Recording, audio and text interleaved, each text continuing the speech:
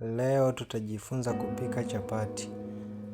Hatua ya kwanza hadi hatua nyingine.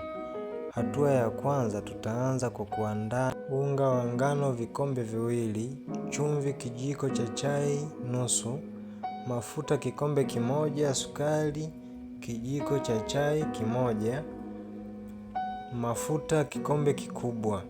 Koroga unapomimina maji, mimina maji kidogo kidogo kwenye unga. Koroga hadi upate mchanganyiko mzito na laini. Mchanganyiko wetu wa chapati. Kanda walau kwa dakika 5 mpaka 10.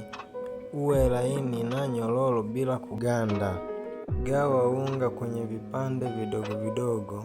Sawa, kawaida hupata vipande 8 hadi 10. Chukua kila kipande kisha pinda mpaka upate mpira mduara na laini.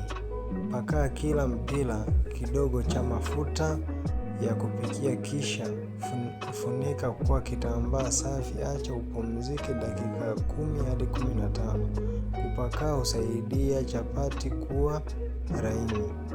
Chukua mpira mmoja, weka kwenye sehemu ya kusambazia unga kisha utumbukize kwa mkono au tumia mviringo mpaka upate chapati nyembamba na duara. Kaanga kwenye sufuria au flampeni ya moto wa wastani. Geuza pande zote hadi zipate matangazo aidha rangi ya dhahabu ndani ya muda wa sekunde 30 hadi 40 kwa pande zote mbili. Asanteni kwa kuwa nasi katika kipindi chetu hiki cha leo katika chaneli yetu.